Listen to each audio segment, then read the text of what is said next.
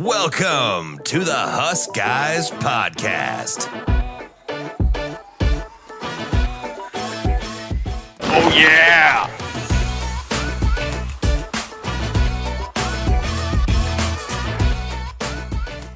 What is up, everybody? It is August 26th.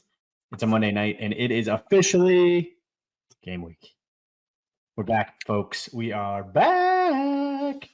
Husker game week is kicking off this week. We got UTEP on Saturday, and we have been guzzling Kool-Aid for 9 months, and we finally get to actually see what the heck we got in store for the boys this year. You got David here from the HuskGuys, Andrew, my brother, as usual, and I can tell you right now, vibes are extremely high. Extremely high. Could go higher. Could go higher. Extremely high. Let's kick this thing off. We're gonna get in. We're gonna get in this stuff. First, a word from our sponsors, which is just us, as you guys know. Pipeline Jerky, pipeline-jerky.com. We got a ton of cool giveaways going on right now on our Twitter page. We're doing a giveaway for a bundle, so make sure you check out our Twitter page at Pipeline Jerky. Just got to retweet one of the tweets that was out there for a free bundle giveaway, as well as another really cool opportunity. We've got a big partnership with Omaha Steaks. Omaha Steaks has been a great partner. We put on dinners, we put on tailgates, we're giving out Father's Day gift boxes, and we are doing a $1,000 Beat the Buffs giveaway. The announcement will go out next week when the winner has finally been announced for that one. But we've got steaks, we've got jerky, we've got Nebraska Brewing Company is also a great partner of ours. Go to business.omahasteaks.com/beatbuffs24 to enter. $1,000 worth of steak, burgers, tailgate stuff, amazing stuff that'll get there for the Colorado game. Make sure you enter that sweepstakes. And then cut off our stuff as always, HuskGuysStore.com. Make sure you guys check it out. We got This Is the Year gear. We got all kinds of cool stuff. Johnny Cornhusker hats. Yeah, a lot of really good stuff. Make sure you guys check it out. It's kickoff time. And the reason you know it's kickoff time is because the depth chart's out. Yep. So that means we got a depth chart. So the depth chart came out today, ripped across the internet. Everybody gets super excited. And for anybody who follows the team closely, as we do, not really that much different than what we've basically been predicting since for a while. The only major thing that everybody was like really focusing in on, and you can't see it on the screen because it's so small, is every running back was an or. So it is a Ramir or Emmett Johnson or Gabe Ervin or Dowdell. That is interesting, yeah. What do you make of that? Well, they're all very good players, is what I make of it. No, I think that it was a tough one to kind of predict, honestly, throughout the whole summer. It was like when Dowdell got signed, I think everybody kind of made an immediate kind of knee-jerk, like, all right, this is our guy, 4-star from Oregon, big-time power. Like, Oregon's program is fantastic. He was, going to get some playing time this year. He said, why not go start at Nebraska? And suddenly we're like at the end of summer camp and we're saying, I think Emmett is our guy, or I think Gabe Ervin actually is our guy. So Brian Christopherson last week said Gabe Ervin was kind of the go-to. He said if he had to predict it, even though he was coming off of injury, his thought would be Gabe is going to be kind of the go-to. But the coaches love Ramir Johnson as well. Yeah. I mean, the or situation makes complete sense because I thought it was going to be Dowdell, and then I thought it was going to be Emmett, and then I heard Gabe. And then I hear Coach Rule saying Ramir. I'm like, I guess it is going to be all 4 guys are going to be getting some work here. Yeah, it'll be super interesting. I mean, Ramir's been here for 7 years? It's like the guy's been around for everything. He's older than Garrett McGuire. He's basically 25-year-old. 3 times as many years here as Garrett. I just think it's interesting with all 4 of these guys that you have, all of them have flashes of brilliance. I mean, Ramir Johnson, everybody always thinks about that Michigan game where he had, 150 plus all-purpose yards, the amazing over-the-shoulder catch in Memorial Stadium, and when everybody, went nuts. The potential, he can return kicks, he can catch out of the backfield, but he's hurt. He's had some injuries. It's not been good. Same with Gabe Ervin. You're when he got here, and even when he was doing his bell cow thing before he got hurt, he's a beast, big time runner, but also very hurt. Sure. Yeah. So both those guys. Then Emmett Johnson also he's got flashes, but he's smaller. I like having all 4 of the guys. I think it'll be really good. They all get hurt every year. I mean, it's just like it's like it's one of our deepest positions. A deep position is good. You're going to need that. I think the rest of it kind of played out. Dylan was listed clearly as a starter, which we knew from last week. I really like the wide receivers. So I think the wide receiver group it's going to be so interesting. Yeah, what happens? Banks seems to be. I keep hearing real talk about Banks. Is the only reason I'm like he's probably going to be targeted a lot. And he's listed first, which means nothing. But you got 6 guys there that are all pretty darn good. Yeah. It was interesting that last year, like the thought of who was coming back was like these guys are shoo-ins to be starters next year. And then that sweet transfer portal goodness just suddenly changed everything. I mean, Malachi Coleman. Yeah, he's kind of gotten. I know he's been hampered a little bit with a groin injury. Like Rule came out and said that in a press conference, it was either today or yesterday. But he's like, he's just it's nothing that he's done wrong. It's just that these other guys have been performing in summer, and he's been held back a little bit, and he's been in a different color jersey and whatever. So, I mean, Mal Coleman is somebody that, like, by the end of the year, I could see still pushing for more and more time. But that was just the only other thing that on the depth chart, it's like, it's funny that we've just moved on almost a little bit, but at the same time, I'm kind of sitting here like, hello, this guy is like a top 100 talent from our backyard, had a pretty good freshman year, and like the sky is still the limit. Like, get that guy on the field. And then the other one was Bonner. Like Bonner is, I mean, he was a fullback last year, wasn't he? I think I'm starting. Yeah. And so now he's a slot guy, and and for him to just kind of like be this malleable like position player, he goes from like receiver / like projected as a possible tight end. Like he was a pretty big dude. Rule said he's had a little bit of a hard time like holding weight. They wanted him to be at like 325 to 235 and play fullback. But now he's like, well, he's really been in the 210 to 220 range, which to me, those sound like very large humans. I don't really know the difference, but he's like, that's not good enough. So he moved him to slot receiver, said he's doing awesome. He also said that he's going to bring him in to basically on the fly transition him. He'll be able to play fullback on some plays too, which would be sick. Well, that's that whole see this positionless offense like idea. That whole slot's crazy with you have Bonner and Carter Nelson out there. I mean, Carter Nelson's a tank. He's a big dude. Those are big slot receivers. Yeah, I mean, those aren't exactly your typical like.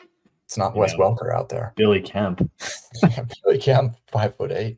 Yeah, it's like that's your typical is Billy Kemp, and now we're putting like a Carter Nelson, a 6'5" man child out there. Like, I don't know, that's a pretty bad dude to be out there. Wideouts are gonna be fun. I mean, that's not even counting the fact that you got Fedoni and Berkshire that like you got some pretty good tight ends. It's just gonna be the whole thing is gonna be fascinating, and I like the UTEP coverage will be interesting to get into. I just like I'm in that dangerous Kool-Aid zone where I'm like I don't understand. Oh yeah, you're way gone. I mean, you've been way gone for at least a month now. But I just think if you look at this lineup, like how can anyone stop it? Anyone. Right? Like I just like is it gonna be a track meet? I mean, Ohio State, good luck. I don't know. I just think Saturday in particular could just be a track meet. Yeah, I don't know. I think that in the end, Matt Rule is a Big Ten football coach that wants to kind of play Big Ten football. And we're not exactly going to be, I don't know, like gunslinging around the yard. But if you have to be a strength, but he wants you have 9 wide receivers that like basically can't be tackled. Just put them all on the field at the same time. 9 wide receivers that basically can't be tackled. And a tight end. And a tight end that was a 5-star. I mean, I just don't. Yeah, I don't know. The weapons. It's undeniable that like no matter what you think of Nebraska football and what you think of our offense last year or Satterfield, you cannot deny that we have basically doubled in usable weapons that are like deployable in multiple different formats this year compared to last year. Like, yeah, I mean, you go from a couple guys that can beat coverage to like the hole too deep, you can probably trust. I mean, I was laughing as I was looking at like the defense too. That I think this defense is gonna be extremely good. But I distinctly remember heading into the season with Damian Daniels, and I just was like guzzling the Daniels Kool-Aid, and I was like, I don't understand.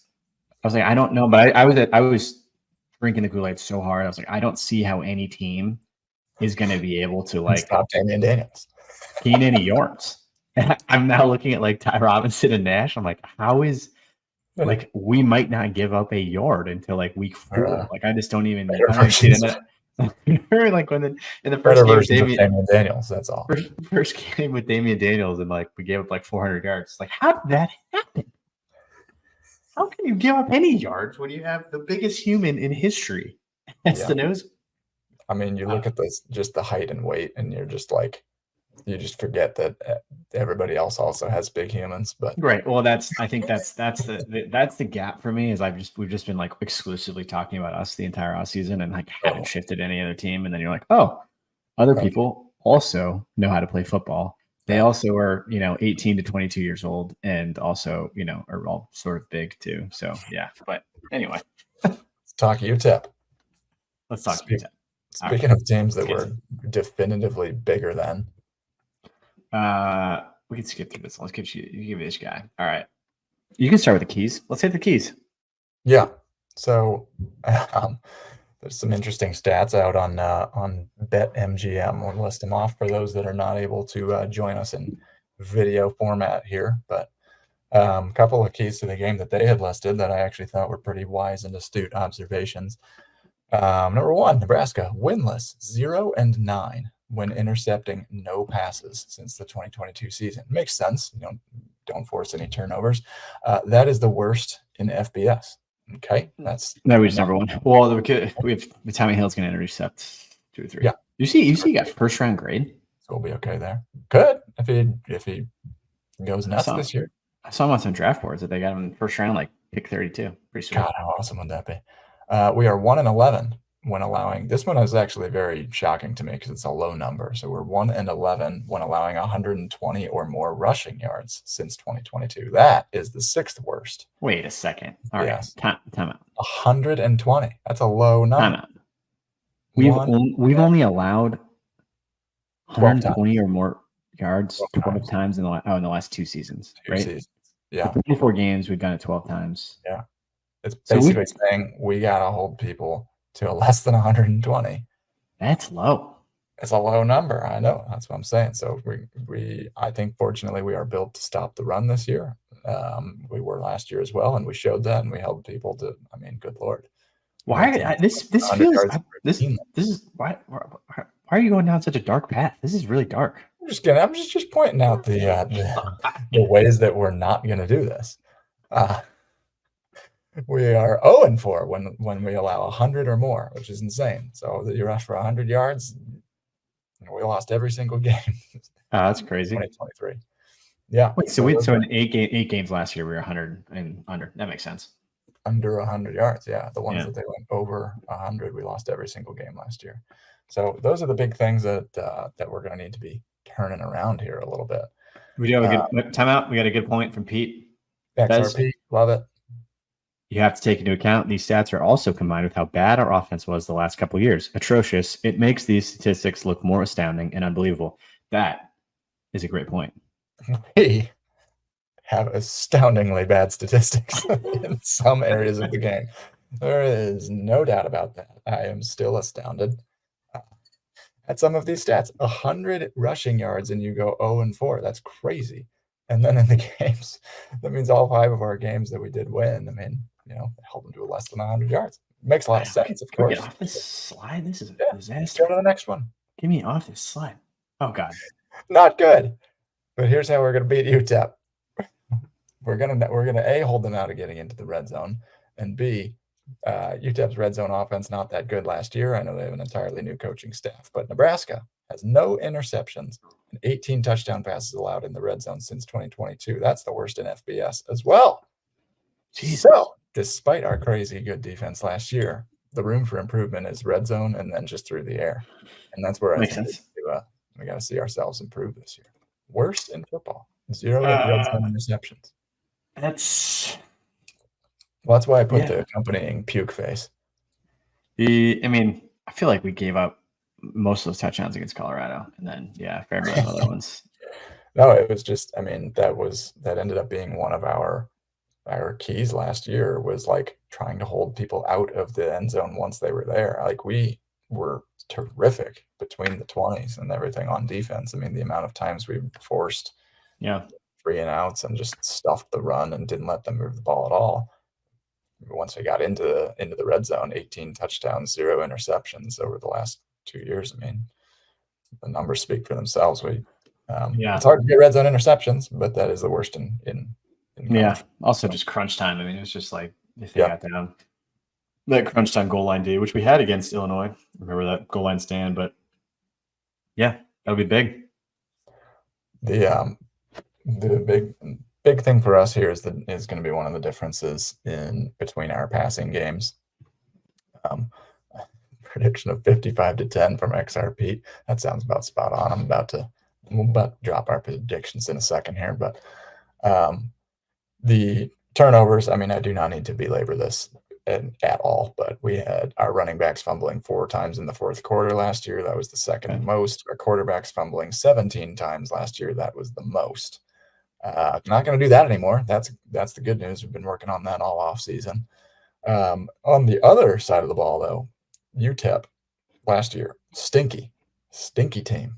Not good. They went 3-9. Their opponents averaged 2.8 passing attempts per touchdown in the red zone. So that means that less than 3 passes to score once you reach the red zone against UTEP. Not good. Okay. That is bad. That's the 3rd worst in all of football last year. Their defense was stinky. This is where the game is going to be won, I think. We can go on to the next one here. Hang on. There you go. I was gonna say this is where I was at. So the overall look for UTEP, they got a new head coach, Scotty Walden. He's my age. I am nowhere near a football field or coaching it right now, nor would I have the life experience, and I would also be terrified of most of our players at the age of 34. They had a big roster overhaul as a result. They brought in 11 transfers from Austin Peay, which is where he coached. This is the most I've ever analyzed Austin Peay in any sport at any time, ever, or UTEP. So I get a little 2-for-1 here. Javon Jackson is coming over from Austin Peay. He was their running back, 1,300-yard rusher. And then they really only had one player on defense that's going to be a difference maker. It's their defensive end. His name is Maurice Westmoreland. He's their D-end. He was All-Conference USA, 7.5 sacks, 10.5 tackles for loss. The only reason I even put that in here is our tackle situation going up against some defensive ends. Turner Corcoran / Ben Hart may have their hands full a little bit there. So it'll be interesting to see how they protect Raiola. And then the only other kind of bigger significant transfers they had on their defensive side, they had a Florida State linebacker transfer in, and then a guy from Tulsa, Dorian Tompkins. And then they also bolstered themselves a little bit with some incoming freshmen that he came right in, revamped their recruiting class, got the top recruiting class in Conference USA. Yeah. I mean, I think we talked about this before on previous pods, but it is, what you said they went 3-9 last year. They also got fleeced in the transfer portal. I mean, they lost they lost 35 players or something to the transfer portal as well as graduation. So they're basically starting those big roster turnover. So it's 5 new starters on the offensive line, new quarterback, looks like a new running back. Basically the entire offense is brand new. So it kind of comes in as this mystery where that's where I think this is crazy. It's gonna be crazy to watch college football in general, of these crazy roster overhauls in the transfer portal and everything else. Because they stunk last year, but now they have all new players. And you would think a 34-year-old in his first time getting a head coaching job who just comes over for Austin Peay, can he put a roster together that beats Nebraska game 1? I sure freaking hope not. And it's you would hope rules of a stance. It's all right, I'm just gonna outcoach this guy. That's got to be at where this is at. But at the same time, you don't know. I mean, I'm Well, kind of just like a level of talent difference you would expect. yes. Like just because he's bringing players from Austin P, where he was successful, it's it's not the Big Ten. Yeah, and that's he's got he has one Power 5 guy, one Florida State linebacker. Like you can't lose to one player. Like these upsets happen for sure, but I just that level you just have to beat them. But I guess what I was going to go with that was I watched that Florida State game. I don't know how much of that you watched, but I think everybody tries to put so much credit into last year. And they're like, this is a 12-0 Florida State team. And, they come in, they should win this easily because they were almost in the playoff. Like, well, they lost, They did. 15, 20 players. They lost a ton of talent. They lost a lot of their playmakers on offense. Most of them went to the NFL. All their best players. Yeah, and they had like 20 players transfer in. And you're like, well, they're still Florida State. They still got a good coach, all this stuff. Like, you have no idea. That's what's going to be crazy about these week 1 games. I know we'll get to into at the end of like, you look at last year and you're like, oh, they're going to be good because they're good last year. Like, no idea. So I think with UTEP, it's like purely on talent alone. I think we're all broken because of years past when we've played down to opponents. I think we're going to come out firing. I do. Mainly because I'm just guzzling Kool-Aid. You don't even want to know where my head's at or what I think the score prediction is going to be. I don't know if we're going to save time for that, but I just think it's going to be a track meet. I think it's going to be a track meet. I think we're going to win like 56-0. What? Good. Think that. I'm not going to stop you. I don't want to be. I mean, it's just setting myself up for being completely disappointed if we win like 28-7. Yeah. But yeah. On to the next one. Yeah. Anyway, they still stink. Yeah, they stink in so many ways. These are fun. Talk about more of these. That. So last year they, just an absolutely dreadful UTEP rushed for 3.9 yards per rush in 2023 while allowing they're gonna have zero. 5.4 yards per rush. Run the damn ball. There's our hat in the bottom corner there, HuskGuysStore.com. These are just some shocking stats here for you. UTEP is 0-37 versus Power 4 teams since 1998. We better freaking not be. They have one win all time against any of the Power 4 teams. Yeah, their only win was 1967. And 1967 was the last year that UTEP won a bowl game. Yeah, it's not even like this isn't like an App State. Those are unfathomable. This isn't a team that historically has done this. They don't have a roster of guys who have upset Michigan before. They don't have a roster of guys. It's just like this can't happen. It just can't happen. Can't happen.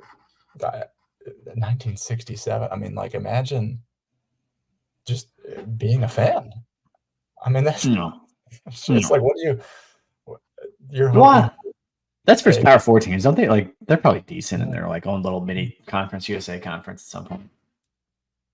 Yeah, I don't know, but I didn't care about that. El Paso, because we're not that. Yeah, their strength. It's supposed to be running the ball. Yeah, just with their running back Juwan Jackson, but they did like to pass it last year. It's just that I don't know that they have the personnel to do it. Their strength is running the ball, but they ran for 3 yards a rush. Like what are we doing? Their new strength, I should say. New strength, got it. Okay, yeah. With Scotty Walden and co. But their passers, their quarterbacks on campus. One is a JUCO transfer, and then last year they had Cade McConnell. He was a quarterback that passed for 53.5%. with 6 touchdowns and 4 interceptions. Their backup quarterback was Gavin Hardison, and he passed for 5 touchdowns and 7 interceptions, which is a reverse ratio that you want. They were stinky on third downs, 32.7% conversion, a third of the time they can convert, just very stinky. So makes sense. We totally random aside because you just mentioned JUCOs. Has it? I read this. I saw an article or somebody talking about it on a podcast. I was like, how JUCO NIL has basically killed JUCOs, not killed them, but like dramatically limited their involvement in college football because now everybody treats teams like UTEP like JUCO, and like players can just go to like Conference USA teams or like non-Power 5s, and then that's their JUCO year, and then like the next year they just move up to Power 5. Kind of crazy because we used to have, we We used to get what, like games. 7 to 10 JUCOs a year. Yeah. Yeah. Anyway, that was my one random aside. No, it's These true. are fun though. Let's talk about some. Let's just do some. Let's do Yeah. some betting. Let's do some Betting. betting. Let's take some gambles. Yeah, the past really does not, reflect their future. Does not really reflect ours as well. Correct. That's what Mike says. Wow, good timing on the comment there, Mike. Mike says the past doesn't mean diddly. How will the Huskers perform matters? Amen, Mike. Amen. I say to you. Does not mean diddly. I like that phrase. The overall betting trends and stuff, these also just means so little, but interesting to look at a little bit here. So UTEP has covered the spread their last 4 games. They've hit the first half game total over. They've hit the first quarter game total over in 5 of their last 8 games. Money line 2 of their last 3. They covered the first half spread in 4 of their last 6. So pretty good at covering. Seems like they're decent at when they are getting underestimated a little bit here. I don't like that.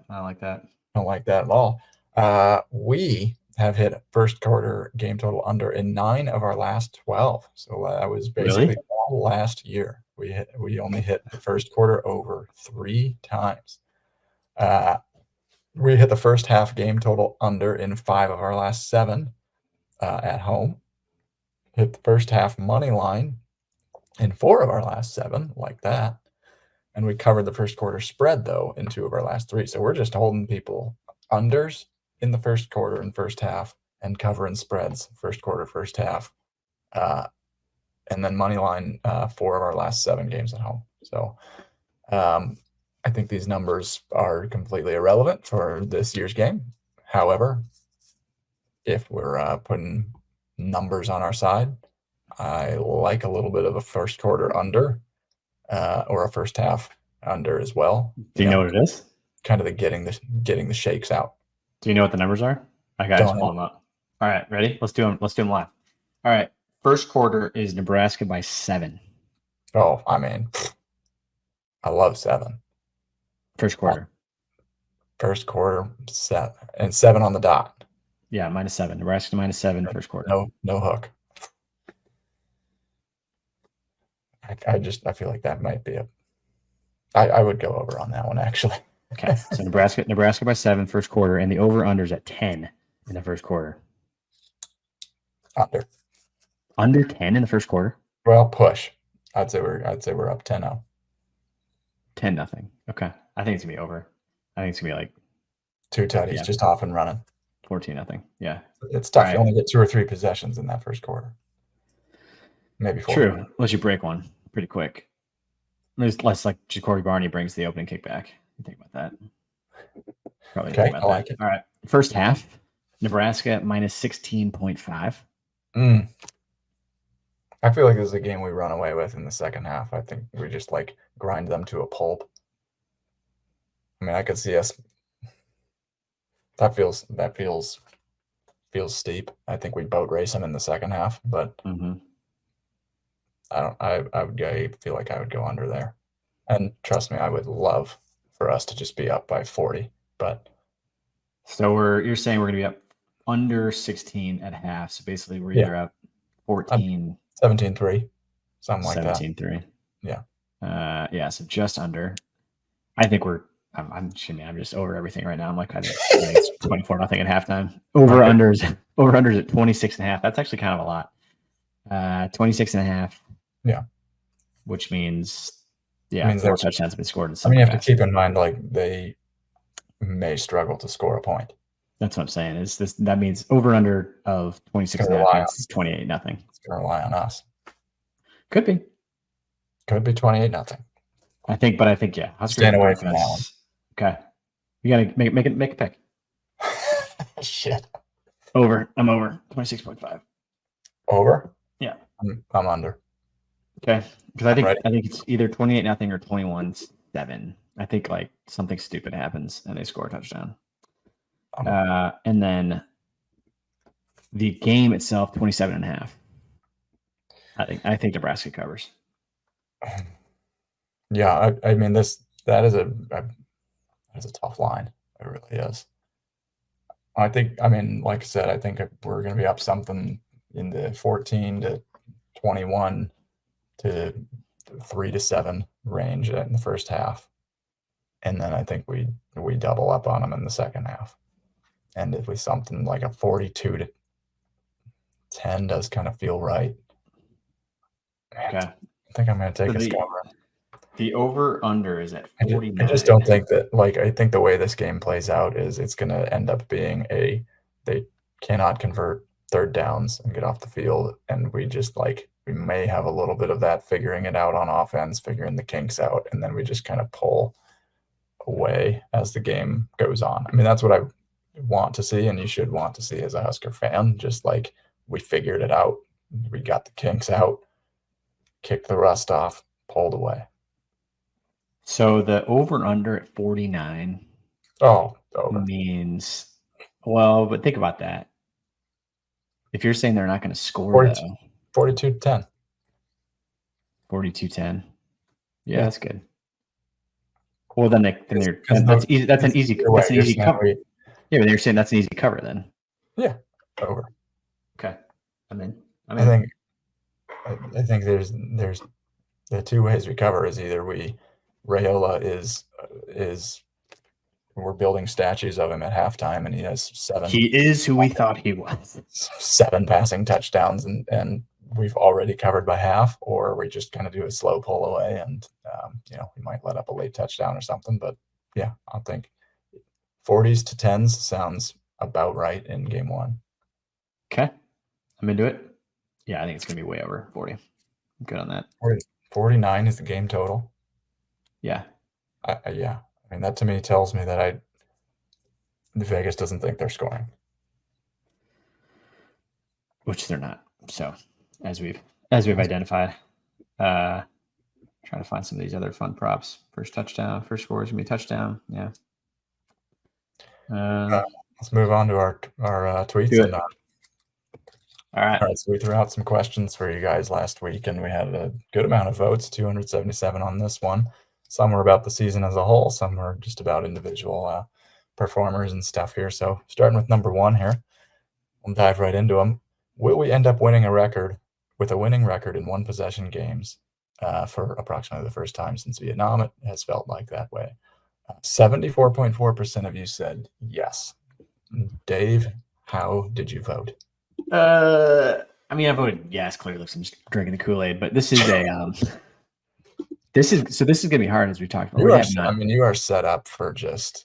Yeah, it's gonna be. I've entered. You're just leaning over a cliff and just saying, "I'm not falling." I know it's more just can't be hurt. This is the point. I'm ready for my soul to be ripped out. It's just gonna be if we're bad this year, it's just gonna be it's gonna be a point I can never recover from. Demoralizing. And then we'll have this talk next year. Yeah. Well, I'll have this talk on Monday, because we're gonna tell within the first 4 snaps. You can always tell. Remember last year, with Minnesota, I was like, oh shoot, we're not that good. It's Jeff Sims is so bad. It was Jeff Sims within 4 snaps. I was like, what is this guy stinks? What is that? What happened? No, this one will be tough, because what this literally means is a winning record in one possession games. We're going to play 9 one possession games according to Vegas, right? Or actually more than that, 10. Yeah. 10 one possession games. Yeah. We're favored 6 of those for this to be true. They win 6 of those. So 6-4 basically. And if you go 6-4 in those games, and then the other games are a blowout for UTEP and a blowout, so it's 8-9. It puts you in 9 or 10 win territory. The only big loss would be Ohio State.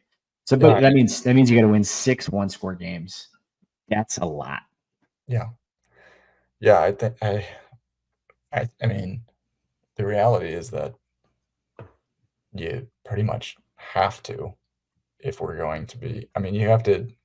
You could go 4-6 and make a bowl game, but if you're going to get over that hump and go 7-5, 8-4, I think we're in for some battles.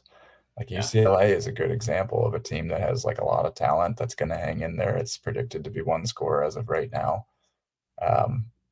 Illinois, not so much talent and stuff, but still is in there. These are those toss-up games that we need to figure out how to put teams away. I think that we are. I pretty much I said 500. Joel. So there's a clip going around right now of Joel Klatt and Josh Pate, two of my guys that I enjoy listening to quite a bit. Mostly Josh Pate, but anytime he's mostly an SEC guy, so anytime he jumps in and talks Huskers, I listen. Yeah. Yeah. They just so like nonchalantly are like, all Nebraska has to do is flip those 1-score losses to wins, Yeah. and they are going to make the college football playoff. I'm like, I'm drinking. I'm like, oh my God, you're exactly right. That's all we have to do is flip 1-score losses, and we're going to the playoff. If we did that the last 5 years, we would have won 30 more games. You like think about it, you're like, I don't think these guys we wouldn't even be here because we would have won 4 titles. Anybody who's around like the periphery of the program, like these guys who sort of like parachute in and are like, oh man, they played 9 1-score games last year and they lost. I was like, you guys understand how hard we make winning a 1-score game. Like it's it is epidemic. Like it's like you're playing Iowa and you're like about to march down to win the game with a 99% win probability and you lose. Like it is shocking how they found ways to lose.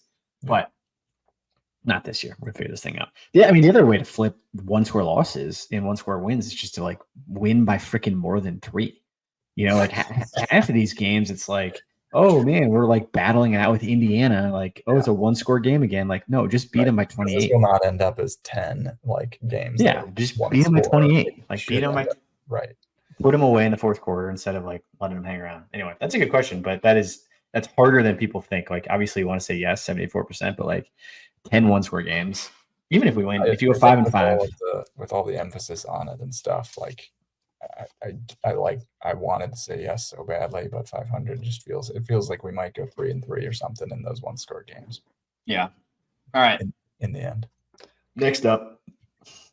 All right. Of the top returning tackles, who ends up with the most tackles this year? Gifford won this one in a landslide over Bullock, Hartzog, and Hutmacher. Gifford was at 86 total tackles last year. I think that's a pretty reasonable bet. Yeah, he's a beast. Have any problems with that in any way? He's a beast. He's a talent. Yeah. Animalistic. He's hungry. I think Bullock's gonna have a good year. I think both those guys listed at the top. I mean, it tends to be the way our offense works is, you have those guys who are going to, they're going to have to make a majority of the tackles. And just, Hutmacher doesn't make that many tackles just by nature of his position, but I hope he has a great year. Like, I hope both these guys are tough.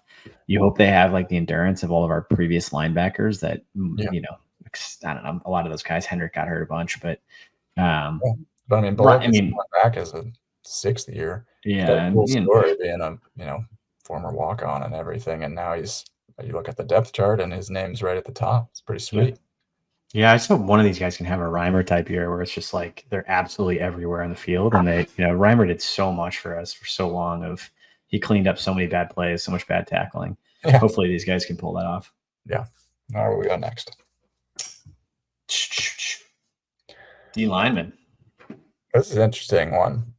The people are in on Jamari Butler. So which D lineman finishes with the most sacks? We had 41% out of the 107 votes were on Jamari Butler.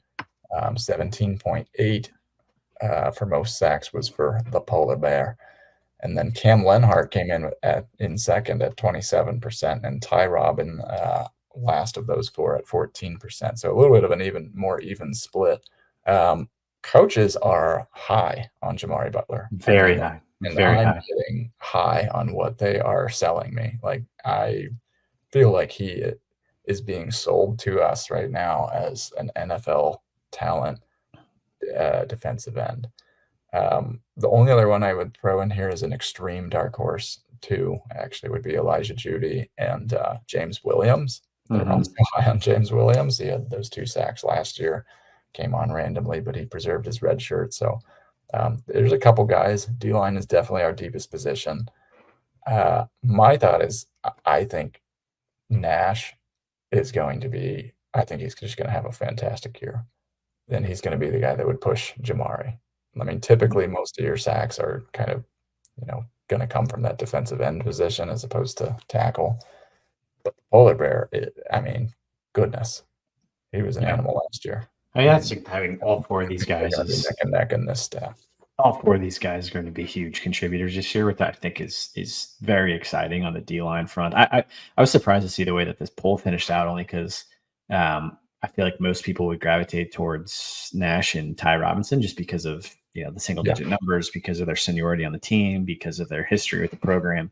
But I would agree. I mean, anytime you hear a Rule talk about the defense, he was just saying something the other day where he was like, it's been tough for Raiola because he's got Jamari, going against him, or it's tough for, this running back because Jamari's coming after him, and it's tough for this guy because Jamari's always the first name out of his mouth. Yeah. Of like, it's really hard for Danny Dimes. It's really hard for any of these guys to play because Jamari's coming off the edge. So I would agree that anytime that kind of stuff slips, you're like, oh wow, like they're not talking about Ty Robinson necessarily. But I think all four of these guys are going to have big time years. I mean, just the fact that you have four names and not just one is a huge, huge blessing for the team. Yep. Okay. I like it. I'm into it. Here we go.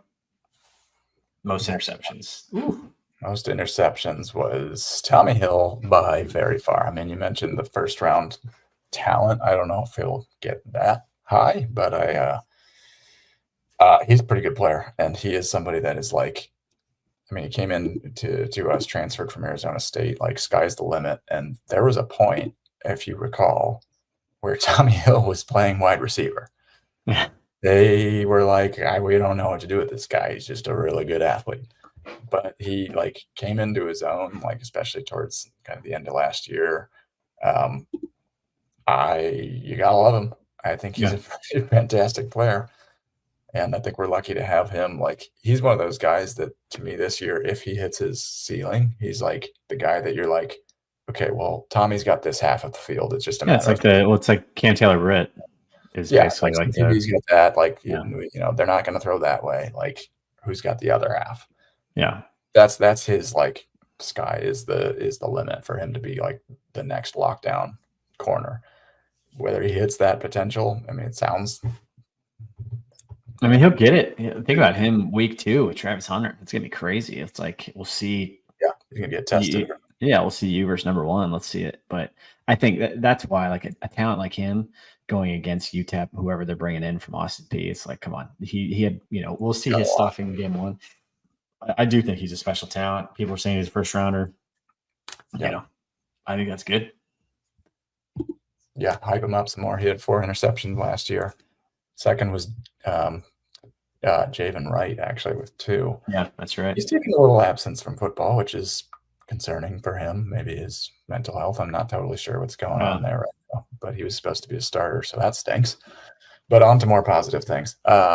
Most receiving touchdowns. So this, I don't think it surprised me. Well, I think it kind of did, actually, just how the votes came in. But most receiving touchdowns on the team. 130 votes. We had 34% on Fedoni. Yeah, 26.2% on Lloyd, 28.5% on Banks, and 10.8% on Nair. Now this, Twitter only lets us do 4, so couldn't put in people like Coleman, for example. But Fedoni, tight end, getting most receiving touchdowns. What are well, he had how many did he have last year? Did he have? I think he's. the most last year. He did 4 last year, and Lloyd. That's it.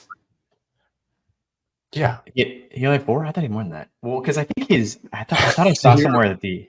Do you remember last year's passing? Yeah, only because I remember 4 specific touchdowns and they were all him, which is probably why everybody's just he probably has that. Well, I think maybe it was it was either a fake prop bet or real prop bet. Maybe it was just Sports Talk Radio. Someone set it at 6 for him. Do you think he has over or under 6 touchdowns this year? Whew. Man, that's a good number. 4 last year. Yeah. New quarterback. With a real quarterback. I don't know. There's a lot of mouths to feed. And that's the question. I'm tempted to say, 5 or 6 feels right. Over, that's tough because, if all 4 of these guys are catching touchdowns, this is how you play fantasy football in the NFL. Yeah. It's there's teams that just have a couple too many weapons that you're I want a clear number 1 guy, and I don't know that Fedoni's a clear number 1. He's a clear number 1 tight end. What's interesting about Fedoni is, the reason he had so many catches last year is because we literally had nobody else. There's he obviously is a special talent, but then there's also this element of you've got a tight end playing quarterback in Harburg, and then he's rolling out and he looks and he sees Bullock and little Billy Kemp, and that's it. And he's like, I'm just throwing it to Fedoni every time. That will not be the case this year. We actually have like an NFL style quarterback, and they can actually run Satterfield's offense probably closer to that Spencer Rattler South Carolina offense where he threw the hell out of the ball. So like that's where like I think everybody leans on Fedoni on this question because they're like, well, Yeah, he's the only guy we've seen score a touchdown. But like Lloyd goes nuts. We only had, just to like put it in perspective, we only had 10 receiving touchdowns last year. God damn, 10. That's so bad. That's so like for his number to go up, so bad. But most quarterbacks in college football, if they start all 12 games, they're throwing, around 2 per game, maybe. Michael Penix had like 40 touchdowns. They're running gun, right? Yeah, but I'm just ballparking it. So anyway, with the mouths to feed argument, you've got Fedoni, Lloyd, Banks, Nair, Nelson, Coleman is in there. Alex Bullock is still probably going to get some playing time as well.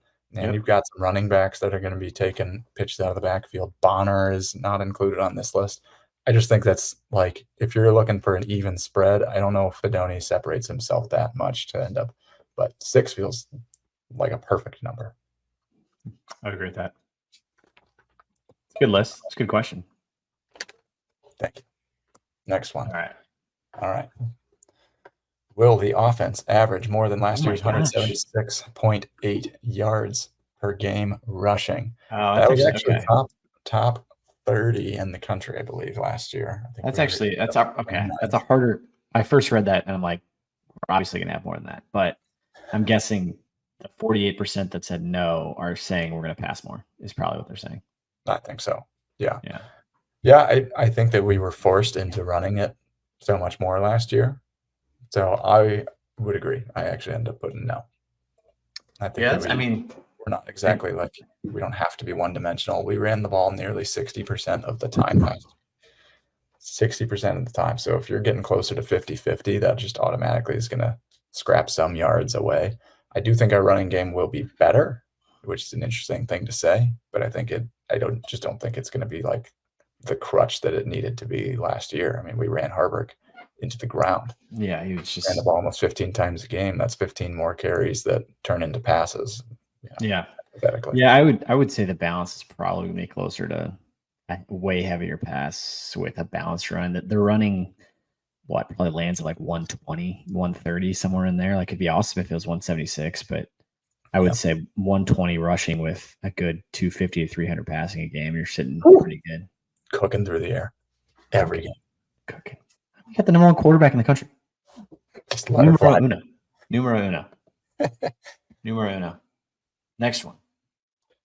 All right. How many regular season games will Nebraska finish with a positive turnover margin? Oh my God.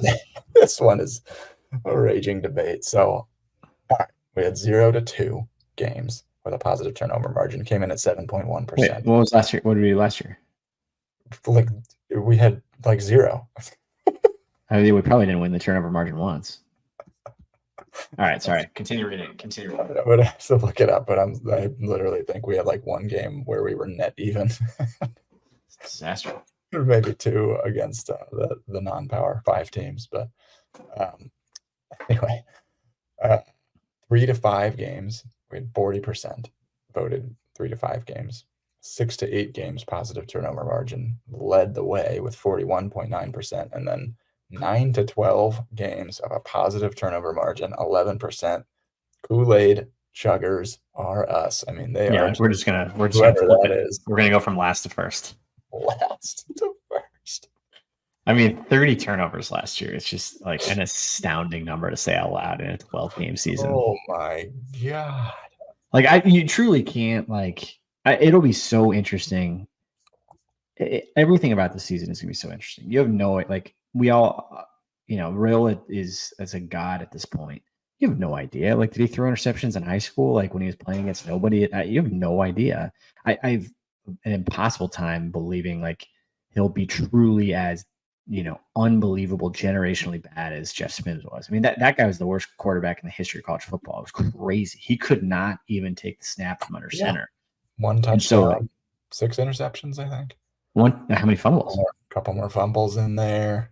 I mean, but it wasn't even His best close. play was when he like dropped that Oh, a backward pass bounced to him. He picked it up off the ground and rifled it against yeah. Minnesota I mean, for a touchdown. That was his only touchdown pass the whole season. but it wasn't even. He had, however, 6 interceptions, 4 fumbles, whatever it was. But he had the number of fumbles he like was able to recover on bad snaps and bad that was another 5 or 10. I just have a hard time believing that hopefully, we're not fumbling that many freaking times, but I think that will change. And you also hope with this defense in another year with Tommy Hill back there, do we force more turnovers too? That's the other part of this. Can we actually force some fumbles? Can we force some turnovers? But I mean, a 30 turnovers, just absolutely. You just can't. Last year was our worst turnover margin since 2007. I mean, and they've all been bad. It has to be cleaned up. I mean, but they've been bad. They've been bad for the last 15 years. So it's you got to clean it up. And Frost is in that category too. Rule knows that. I mean, he's been preaching it and preaching it and preaching it. So at some point, it hits home. We turn the corner. Better quarterback play. Running backs that are not just dropping the ball out of thin air for no freaking reason. And you turn the corner, and then you start taking it away more. You've got a lockdown corner in Tommy Hill that can take it over. We got all these returning defensive players. This is the year the turnover battle is won. I put that last one at the 6 to 8 range. Okay, I'm into it. Freshman Offensive Player of the Year, other than Raiola, we had 39% of you vote on Carter Nelson. We had 49.7% vote on Ja'Cory Barney. Maybe a little bit of a surprise there. And then, tough to find 4 full names, but just based on predicting who is going to get enough playing time. Grant Bricks, 8.7%. Some people think he's probably going to start to scratch the 2 deep, especially if there's an injury. And then Danny Kalen, 2.2%. Obviously he's a handcuff, as you would say. So Raiola gets hurt. Maybe it's Kalen, maybe it's Harburg. Sounds like it's definitely going to be Harburg, though. So I don't see the Kalen one. He was out. Bricks probably relies on injury. I think he's out. And then Ja'Cory Barney versus Carter Nelson is super interesting. Ja'Cory Barney, I think, has the advantage of people saw him in the spring game and got to see that, okay, this guy is freaking electric. He is so fast. He got accidentally tackled by the punter on that one, or the kicker on that one return. But other than that, man, getting open in the end zone, beating people deep, he's wicked fast. I mean, we saw that in person. However, Carter Nelson is huge. He is being compared to a positionless, like Deebo Samuel-esque, which is just an extreme hyperbole, and I have no idea if it's true, but I like to believe that could be the case, and that he plays, he motions into taking reverses, end arounds, can line up out in the slot, which is where he's listed on the depth chart. I think Carter Nelson is going to be nasty. And that I think that it's interesting to play this out of all 4 of these. The 4 of these, if any of these 4 win, is a dramatically different season.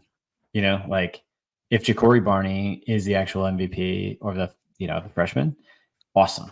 That means we've had a great year. That means he's stepped up. That means he's a big time player. Same with Carter Nelson. If Danny Kalen wins, we're in, not in trouble, but that means something very bad happened to Raiola and he had to step up, and then he played a lot more great if he did it. It's kind of same with Bricks. It means someone got hurt or he was able to elevate. I think I preferred in this order. Barney, I think, is electric. He can plug in. Carter Nelson is super interesting just because you don't know where he's going to play, but if Barney has a great year, holy cow! I mean, that'd be huge for us. Yeah, and I mean, he's going to play on special teams, which I think is probably this is not a special teams award, but that. Again, if we're playing fantasy football, you probably maybe would side with Ja'Cory just because he's going to be able to get open, and then I think he is going to be somebody that can finally, for the love of God, return some punts and return some kicks for us. I think Barney can and will and should play. Carter Nelson, I could see not playing at all. I don't know. It's so good. He is, but he's such a good athlete. Yeah, he's just in a weird spot. I mean, it's very hard to come in as a true freshman and take over somebody like Bonner who he's competing with, but Yeah. it sounds like they're going to try and design to get him the ball. I'm picking Barney. Yeah, I like it. Freshman Defensive Player of the Year. Shavers. This one was interesting because like there's been a lot of talk about a couple of these guys at least. But all right, so we had votes on Willis McGahee. I believe he's the fourth Willis McGahee. I'm losing track of the McGahee family lineage, but linebacker. We had 11% voted on Willis McGahee. We had 5.9% voted on Keona Davis, which this funny aside, I did not realize that his last name changed because I didn't recognize that name based on our recruiting classes. And I was like, what exactly happened here? Until somebody said it on podcast. I think it was Brian Christopherson. He's like the former Keona Wilhite. That's who he was recruited as. I was like, who's this Keona Davis? Yeah. Did we get a transfer I didn't know about? Another stud. But he's been talked up big time in camp. So he got 5.9%. McGahee, 11%. Vincent Shavers came in big at 77.9%. Yeah, that's 136 votes. And then Amari Sanders has gotten mentioned a few times. Really just like within this last week as a guy that could maybe crack into that like too deep for at defensive back. I also would have to vote Shavers. I think Davis just has like the disadvantage of being on the D line that's completely stacked. And then McGahee would be like shortly behind him. He feels like someone that is maybe just a little bit behind, but like Shaver's name has come up over and over. He's going to be an absolute stud, and he's going to be playing against UTEP, and he's going to make a name. Love it. I want to do a shout out to the 1,600 folks that are checking in on at 9:40 on a Monday night. Listen to the HuskGuys talk about Husker football. Best fans in football, best fans in the world. Make sure you guys check out pipeline-jerky.com. Get you guys some pipeline jerky. Make sure you go to HuskGuysStore.com. Get yourself some swag. And thanks for listening. This is super fun. We love doing this. We love doing the podcast, and it's great to have you guys on. Shout out to 1,600. It's been super fun to keep going, but let's keep this rolling. God, how many of these do you freaking have? Draft picks in the spring.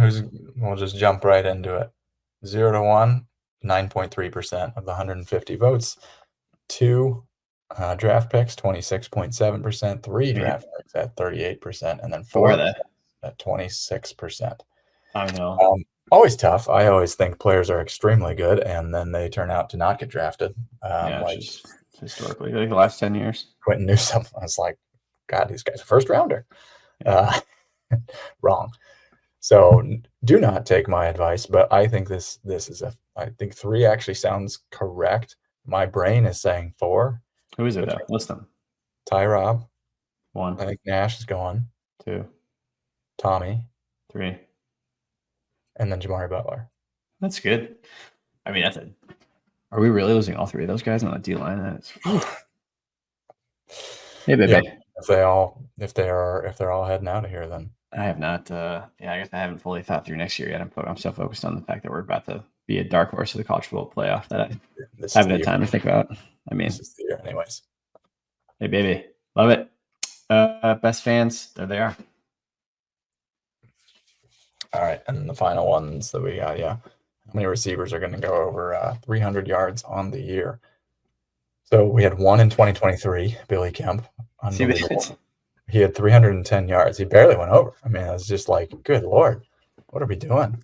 So we had 3 people, or 50.5% of you out of the 100 votes said 3 receivers will go over 300 yards. That's interesting. Yeah, I mean, I think that feels I guess correct.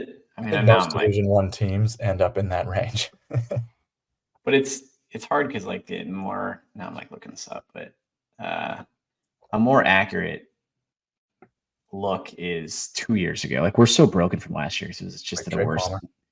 Yeah, well, so Trey Palmer had 1,000 2 years ago, but then Marcus Washington had 400, Travis Vokolek at 240. It's still not very good. That's only 2 with 1 generational talent getting 1,000. That's just probably closer to like 2's probably over 300. God, we only had 2 that year. It's crazy. I mean, Trey Palmer had like 260 yards receiving in 1 game. One 300-yard receiver last year.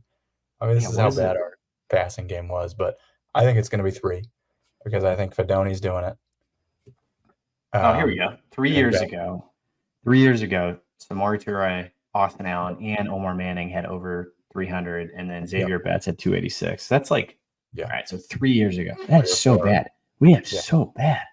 3 or 4 feels correct. It does. I mean, we just have not had the weapons like we do have this year. I think Fedoni can do it as a tight end. I think Banks can do it. I think Nair can do it for sure. And then Lloyd, I think, is going to go crazy. So I had it at 4+. I had it at 4+. Well, that's where it's like, and I would go lock of the year on 4+. 3. Yeah, it sounds so. 300 sounds so small. It's literally like that's like 4 touchdown catches for Lloyd. You know, if he's like 70+ touchdowns, that's it. For each player. That's so bad. All right. We got one more add in here from Vince Watson that Ben Hart might get drafted if he continues to improve. Completely agree. Ben Hart. So that gets you 5, right? Already, yeah. He just has to hold even. Okay. Or draft picks. I like it. Give me the juice, baby. Give me the juice. Keep it coming. How many receivers end up at 24 or more? Oh my God. Isn't it? I mean, this is going to send you down a death spiral if you look into this like I did, but we'll just stick to the last 2 years. How many receivers end up with 25 or more receptions this year? We had 2 in 2023. We had Billy Kemp at 35 and Fedoni at 25. We had 2 in 2022. Palmer had 71, which is double what anybody had last year. And then Washington was a steep drop off at 31. So we had votes between 1, 2, 3, or 4.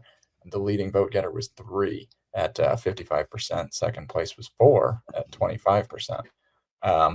This one's tough because, 12 games, you're looking at, you got to get to a couple of receptions per game, per player that needs to pass this mark. 25 is, it's not that many for one guy. Yeah. Palmer had 71 for God's sake, but you look at who was in second when he was the guy, and Washington was at 31. Yeah. So I think that we're going to end up with 4, really just because I think that, again, I don't think we have a clear, I would say maybe Banks and Fedoni would be Fedoni's our clear tight end of choice. Banks sounds like is going to be kind of separating himself as our safety valve, good, reliable option. And then from there, we're just going to kind of spread it around a little bit more. Lloyd's an obvious deep threat. Same with Coleman, same with Nair, but they're not going to necessarily be your first options like this. So 2 is a lock, no doubt. 3 is probably a lock, no doubt. It's just a matter of, is it 4 or 5? Yeah, I think it's 25 is probably more than we think.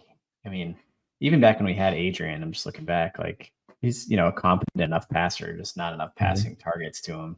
He only had 3 guys. I mean, looking at, he had Toure, Austin Allen, and Omar Manning had 25+, and Xavier Betts was in 4th with 20. That's from 3 years ago. So, so that 3 to 4, 4 kind of ends up being and especially what happens if Jamal Banks has 50 catches, or Nair has 50 catches. Yeah, but I just think you're going to have.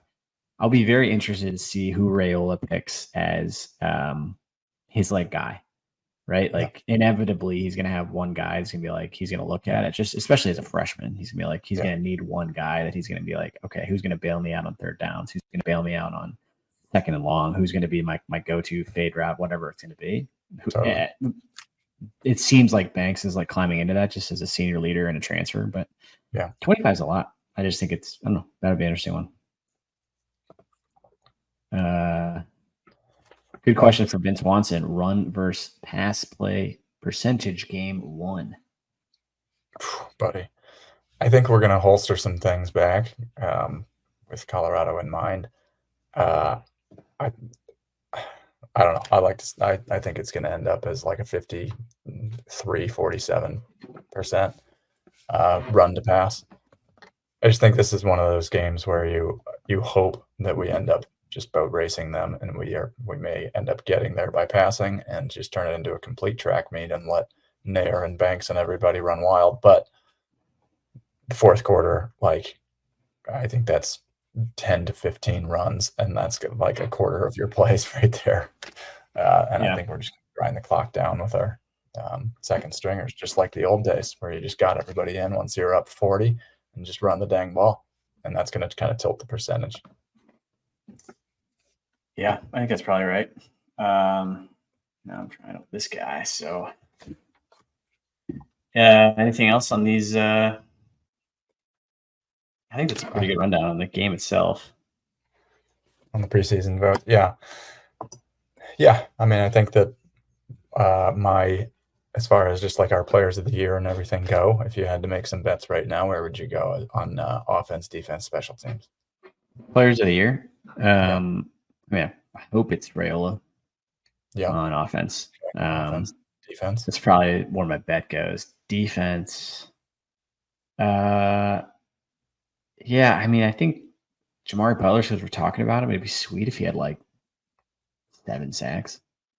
Yeah. So I'd probably put him, like, my gut says like Ty Robinson is going to be the anchor of the defense, and it's going to be like the go-to player that makes a ton of big plays and is going to be the captain and the heart of the team.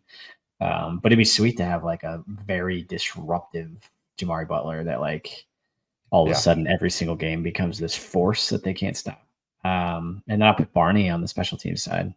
And I think our kickers stink. So I think that's, I don't know. Is that LVP? It's like Tristan Alvano is going to be the LVP. It stinks. Omaha West Side stinks. I'll flip the script on you there on special teams. I think it's Ja'Cory Barney. Like you just ignore the kicking game until Alvano figures his SHIT out. I think that you just ignore that. Stinks. Ignore that side entirely until we've got a little bit more confidence. I think he'll get there. He's supposed to get there. He's supposed to be great. And then for defense, I would think I would actually go with Tommy Hill. I think he's got like game breaking ability. Like he's got pick six capabilities written all over him and stuff as well. Like that's kind of guy that can just flip a game on its head. And if he just ends up locking down a side of the field like they think that he can, that's incredibly huge. Butler would have actually been another. I mean, I think that's another awesome choice just because he could be staring down like could be looking at double-digit sacks if he plays to his potential, which is a huge number. And then offense, Raiola is the obvious pick. I think Banks is probably a second most obvious pick. And then, of course, you throw in a running back like Emmett Johnson. My dark horse, just like if I'm putting money down, I love Jalen Lloyd. Yeah. I freaking love him. He had a catch average of like 39.5 yards last year. He had 6 catches and 3 were touchdowns. That's pretty good. I mean, he is electric. And if someone can put the ball where he is, he has freakish athleticism. I mean, freakish. Like I think Banks is your guy that's solid and just reliable. Lloyd is your like take the top off, send him deep, let Raiola just launch the cannon 80 yards in the air. Like that, he would be my guy to pick it like over Coleman, over Nair. But love it. That's where I'm at for them. Okay, what we got next? Let's do some rapid fire across the Big Ten. We got football back.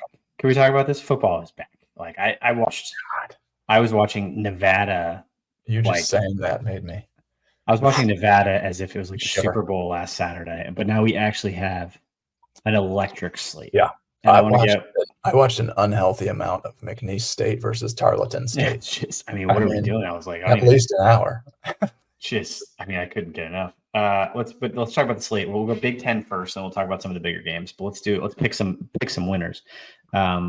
Big Ten wise, we actually got Thursday night matchups. Oh shoot, Thursday night matchups. You guys can't see this, but I am zooming in. Rutgers is playing Howard. That's gonna be a win for Rutgers, unless they just completely fall apart, right? Yeah. Sneaky pick this year. I put some money down on them over 7.5 wins. North Carolina, Minnesota is an interesting one. North Carolina by 2. Yeah. What do you think? Lock it in. Minnesota is going to stink. Oh, really? You think so? I think so. Interesting. This is a game that actually, like, I will say, like, it's going to be neck and neck, like for sure, because it's 2 contrasting styles. But North Carolina has to figure out a new quarterback. Minnesota has to figure out a new quarterback. Like, I don't know. Just take the under on this one. I don't really know who wins, but I do think Minnesota will not be returning to a bowl game this year. Ooh, hot take. All right. I think Minnesota's going to win only because I hate PJ Fleck and he always wins games that I don't want him to win. breaks your heart. Yeah, That's and purely North Carolina's defense is so bad that it'll help. That's a qualitative, like, this is a game I'd like It for might PJ help Fleck. Minnesota. Yeah, This is a game that I'd like for PJ Fleck to lose on national television so he gets embarrassed, which means he won't, right? That's just how it always works. Illinois is playing Eastern Illinois. They are favored by 28, so they should win that one. good. Michigan State's playing Florida Atlantic. Michigan State by 14. No idea what to expect on Michigan State this year. Yeah, I mean, they've got a complete coaching overhaul. They got absolutely smashed by the transfer portal as well. But this would be one that, like, they did replace things pretty well. They brought in the Oregon State staff, and I think they should be fine. Okay. Wisconsin, Western Michigan. Wisconsin's favored by 24, so clearly they are favorites to win this guy. That's Friday night games. So we got Big Ten games. We have 2 Big Ten games. All weekend, baby. 3 Big Ten games Thursday, 2 Big Ten games Friday. We are just going to be guzzling it. Heading into Saturday slate, Penn State is kicking off first thing in the morning against West Virginia. Actually, deceptively interesting game. Penn State's favored by 8. West Virginia, I've seen a few folks put them in the playoff, as crazy as that sounds, just because the Big 12 is sort of up in the air. People don't know what to do with the Big 12. Yeah. But Penn State's a top 10 team. They're number 8. James Franklin. I also see them in the playoff quite a bit. What do you think about that one? Penn State -8. Yeah, I think I'm actually I'm all in on Penn State to be finish 3rd in the Big Ten. And this is not a conference game, but, like, they're going to need to do this if they're going to be a playoff team. I think Penn State runs away with this, actually. West Virginia, I mean, they are solid. I think West Virginia is for sure a bowl team. Their line's going to be right around like 7-8 wins. But Penn State, they had a top 5 defense last year. They've got Drew Aller, who's, like, molding into his own. He's got weapons around him, including Julian Fleming, who just transferred from Ohio State. Yeah, that one hurt. And then they've got 2 starting running backs with Nick Singleton, who was filthy. Like, Penn State they're just a more complete team. I would smash them to cover on this one, and I will watch myself be wrong. But yeah, I think you're probably right. So you think they finished 3rd? So it's going to be Ohio State, Nebraska, and Penn State are going to be the 3 Big Ten teams. Yes, Nebraska, and Penn State. Nebraska, Penn State, and Ohio State. Got it. Okay. Illinois State is playing Iowa. Iowa by 22. They're not going to win by 22. They've never scored 22 points in their life, but they're probably going to win 21-0. Yeah, they didn't. They can't score 21 points. Skip them. I don't want to talk about them. UConn, Maryland. All year. Maryland's by 20 over UConn. UConn is just in the nightmare. How are they still Division I? I don't even understand that one. No, these are not good games. Indiana State's playing Purdue. I'm going to watch all these games, but these are not good games. State, all I know about them is Larry Bird, so that's not good for their football program. Purdue isn't even a line on that one. All right, Ohio State is favored by 49.5. Good heavens. I would take Ohio State to cover there, honestly. Against Akron. So that should be a in-state rivalry? In-state rivalry against the Akron boys. Indiana is in his first game. Florida International. 21.5 on FIU. Really? So that'll be interesting. Florida International is deceptively good team. I think Cincinnati's going to do good things there, but I don't know. Florida International, you never know. They got all those international students. Yeah. Nebraska UTEP is the 2:30. Nebraska UTEP, the 2:30 kickoff on Fox. And we're both taking them to cover. And then you've got Northwestern. Oh, so this is the first one. Have you seen Northwestern's field? It is unbelievable. Unbelievable. How many passes from Northwestern might trickle into the lake? At punts. The punts are going to the punts are going to go. The kickoffs are in the wind and it just ends up on a sailboat. I mean, for those who haven't seen it, Northwestern has built a temporary field quite literally on the lakefront of Lake Michigan in Chicago because they're building a new stadium. And it is the windiest, craziest 15,000 seats. It's going to be the craziest season. They're playing Miami, Ohio. It looks like they're favored by 2.5. I have no idea. Miami, Ohio won the 2.5. Yeah, Miami, Ohio won they won their conference last year. Wow. Miami, Ohio is like that dark horse playoff team as they usually are. Low. I mean, but all right, we're gonna fire through these guys. I mean, Oregon, Idaho. Oregon's favored by a bajillion. Yeah. Michigan, Fresno State. Michigan's favored by 21.5. Okay. UCLA, Hawaii. There's a good one. UCLA by 14. And then Washington plays Weber State in the nightcap. Washington by 28.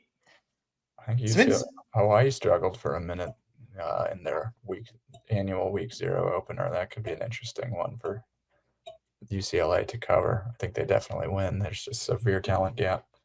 So the other ones, Weber State. Yeah, Weber. So I guess the must-watch Big Ten games for the weekend. I mean, I think Thursday, Friday, you're not going to have any competition, so you should watch the Minnesota game versus North Carolina. That seems to be the best one to watch. Friday night, we should scout Wisconsin, Western Michigan, so that if we see anything, we can send it to Coach Rule or just talk about our podcast to people that can't watch the coach. Rule watches it. We will do our duty as expert analysts and pass on anything we see on Wisconsin. Saturday morning, you should probably watch the Penn State game. 2:30, you're watching the Huskers all the way straight through, and then the nightcap. You can cruise. But here's the curveball: giant games on Saturday. Give me some super fun ones. Clemson, Georgia, 11 o'clock. So that's probably the game that you watch outside of that. So Georgia's favored by 13.5 over Clemson. 13.5 over Clemson. All right. I mean, I do not know what to make of Dabo Sweeney right now. Like, that guy is like anti-transfer portal. He is not bringing talent in. They seem to be completely fading into oblivion. Well, they are bringing talent in. It's just that they lose it to the portal and they don't regain it. But Georgia, Kirby Smart's got an absolute just powerhouse building down there. So I would actually take Georgia 13.5. I think that's a super interesting one. Two powerhouse teams. So that'd be a fun one to watch.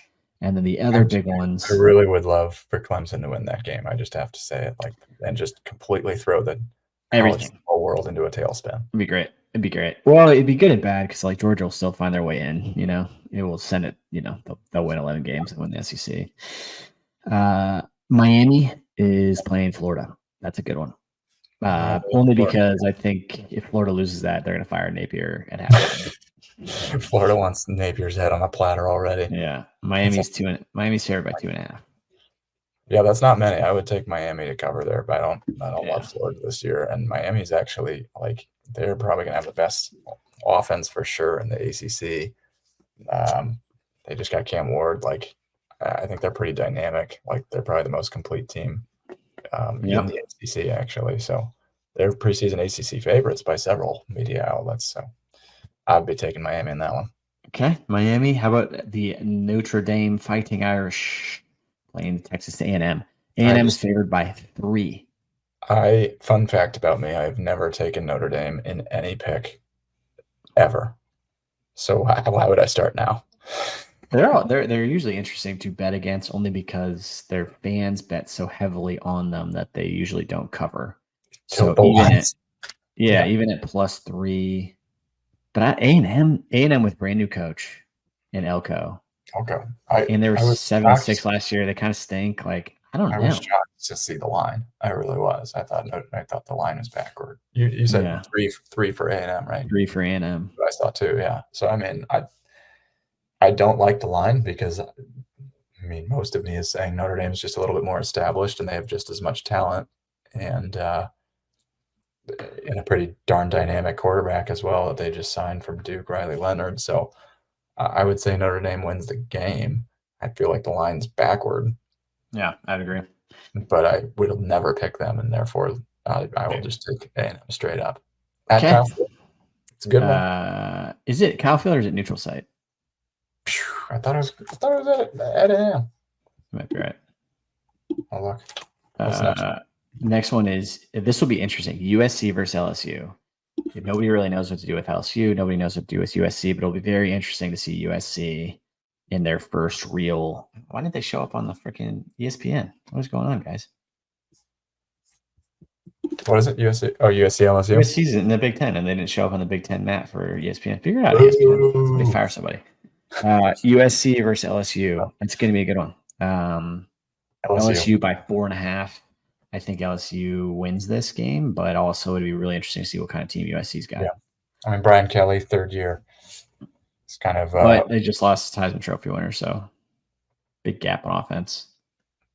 No, I think Brian Kelly, in his 3rd year, said LSU, that's when he kind of turns things. Yeah. around. At least that's what he did at Notre Dame, and they've got a little bit more establishment. Now, it will be what I will absolutely recommend you do is take the over, because these are two atrocious defenses last year that have some Very serious work to do. But LSU, they lost Jaden Daniels too, yeah.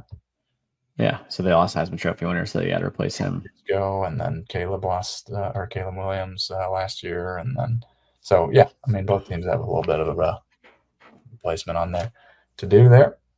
Last one on the list, Florida State, who just lost and probably ended their playoff hope by losing the first game. They have a bounce back game. They have to play against Boston College. The Boston College Eagles, led by Bill O'Brien. Many people didn't expect Bill O'Brien to go to the heights up in Chestnut Hill. Seminoles are still favored by 17, even though they just laid an absolute egg in Ireland. So how do you feel about Florida State versus the Boston College Eagles? Well, as a proud BC alum, I don't feel good about it for BC. I think we cover. Losing cover. I think that's a good, solid cover, but BC's the talent gap is immense. I mean, just immense. Like Georgia Tech's probably actually kind of right there with us, but they're a little bit ahead of BC. Tommy Castellanos, he's going to give Florida State some fits because, you watched what Haynes King did a little bit there, scrambling around, scrambled for some key first downs and stuff, got them into one of their touchdown range runs. Anyway, he could do some damage. He could surprise some people, but Florida State is going to take this last loss and they're going to be like, yeah. Only variable though is they have to fly back from Ireland. From Ireland, yeah. Jet lag, city. Too much Guinness, and they just lost. Everyone's done. They stink. I like it. These are the intangibles that Vegas does not consider.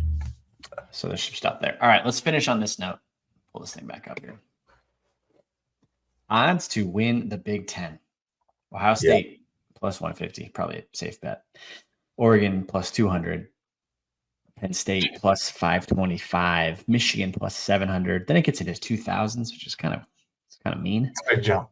USC 2200, Iowa 4000, Washington 5000. Washington, who had just been in the national championship, has the same odds to win the Big Ten as the Nebraska Cornhuskers. We are ahead of Wisconsin, Rutgers, Maryland, Michigan State, Northwestern, Illinois. God, Minnesota's way down there. UCLA is way down there. Purdue's down there. Throw $1 on us. I mean, yeah, I think we might have talked about this. I think we've talked about this, Brett Ciancia. Like, it might be easier to make the college football playoff than win the Big Ten, which is a crazy. I think he was the one who said that. And I think that's like a crazy line to look at, but it makes sense. Of like, that means you basically have to be in the top 2 of the Big Ten and beat Ohio State twice, or at least once in some capacity. You could be third. I mean, you could be Penn State and be third in the Big Ten and make the playoff. Well, that's what I'm saying. Is like you don't have to beat Ohio State or beat Oregon in a giant game. Like, you could actually finish third in like a 10-2 capacity. To win the Big Ten is gonna be freaking tough because you're going to beat. I mean, Ohio State, Oregon, Penn State are all 3 are loaded. Michigan's still loaded too, but that's why they play the games. Who's your pick? You going Ohio State? I am, just because safe money. It's safe money, and like there's such an edge to Ohio State right now. They're so pissed off. Yeah. And they're so angry. I think Oregon is going to have a harder time than people think in the Big Ten. I think they're still like going to crush people, but like there's going to be one game in there where like, I don't know, I guess maybe haven't looked that close, that where like they got to play Purdue in November or something. And Ohio State is built for this. Like, they are built for this. They have Ohio State has the best roster, I mean, that I've seen ever. I mean, it's not just to me. It's not just like there was just this long article on Ohio State. I'll send it to you. That was like how they built the $20 million roster. But it's not just the way he built it. It's like, or how they use the 20 million and have like this unlimited roster. It's like how pissed off they are, and like how he is on an absolute vengeance tour to like. Yeah, that to me is different. Like, I feel like Oregon also has an elite roster, but they don't have that like edge that Ohio State has of like, we need to kill people, or like Ryan is going to get fired. You know, like they're just not quite on that level. But so I have a quick story. which is going to be a real good nightcap here. Before I get into it, Vince Watson, great comment. Penn State surprises and goes 12-0. If I'm thinking about this bet purely financially, I actually would throw some money on Ohio State because I think they're the safest, or Oregon, one of the two. My next bet would be on Penn State. Yeah, I seriously think they are one of the most complete teams. They've never really gotten over the hump, but this is a year that they absolutely could do it with 2 stud running backs, stud quarterback, an elite defense coming back. So I like that bet. My story is one of the most ridiculous things. For those that had not heard on past podcasts, I am an ER doctor in my spare time when I'm not doing HuskGuys. And so I walk into a room and not going to disclose any patient information, but this patient was wearing some Ohio State gear. And so we immediately struck it off for a couple of minutes, actually, before we talked about why he was actually in the ER. So good patient rapport building. Anyway, turned out that this gent had a very large abscess on his back. And so I'm numbing him up. We're talking some more Ohio State football. What do you guys think about Ryan Day? What's going on? And start draining the absolute most foul smelling thing in the entire universe. And it's just like we're in a barbershop talking football, and he's just talking. gross. He's just talking Ohio State as this stuff is dripping out of his back. Oh, It's so disgusting. And I'm just sitting there looking at his back. He can't see my face, or I'm very professional, so I did not make any sort of reactions. But his thoughts are that if they lose to Michigan this year, that Ryan Day is going to be gone, whether he deserves it or not. And I mean, that seems to be the consensus. Like they could go because 11-1. Michigan is just supposed to take such a step back, and he's like, we could probably tolerate an Oregon loss, like because they're another national champion favorite. And I was like, this is insane. He's like, the reality is that there are Ohio State fans that are completely unhinged, that are the most vocal in the fan base, and there's already a fire Ryan Day minority right now. But all it takes is that loss to Michigan, and then if to say they lose in the playoff, or something like that, like that's the 3rd year in a row that they would view this as just not good enough. Yeah, and they are just on another stratosphere. Anyways, that was me draining a back abscess, and for a solid 15-minute Big Ten football conversation. So just to be clear, so I get most of my information from Joe Klatt and Damon Benning, and you get yours from patients who walk in with giant back abscesses. Huge. I mean, this thing was like the size of a softball. God, disgusting. Good Lord. All right, let's wrap this thing up. It's 10 o'clock. We got 2,000 people who've joined us today. Thank you so much, everybody, for joining the HuskGuys podcast. It's game week. We are hopefully going to be tuning in Saturday night, maybe live after a big W. Who knows? Maybe Sunday morning. I don't know. We got to figure out our weekend schedule, but hopefully it's after a win. So let's make this thing happen. Go Big Red. We got us covering by 27-28. Hopefully it's a nice, easy win, because next week we got the Buffaloes, and we're going to be there. We're going to be live. It's going to be nuts. Let's make it happen. Go Big Red. Thanks everybody for listening.